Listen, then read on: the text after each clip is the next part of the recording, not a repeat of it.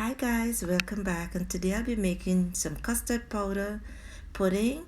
This custard powder pudding is not mine. I'm making it for someone who do not use much sweet, neither do they use nutmegs. Feel free to add your nutmeg or as much sweet as you want into your pudding. And this recipe only takes about 4 to 5 minutes to make. So in a large dish, I add 3 eggs, and I'm going to add 2 tablespoons of granulated sugar along with 1/4 cup of sweetened condensed milk, 1 teaspoon of mixed essence, and 1 teaspoon of lemon essence as required. Once I add these, I'm going to mix them well for 2 minutes. After 2 minutes of mixing, I'm going to add 2.5 tablespoons of custard powder, a little at a time, making sure that I keep whipping all the time and that there are no lumps from the custard powder left.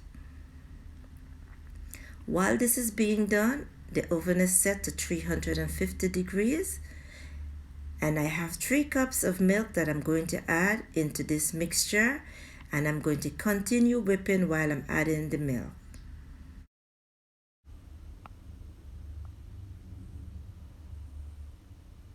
Now that the mixture is all smooth and nice and there are no lumps left from the custard powder, it's time for me to pour the mixture into the baking dish.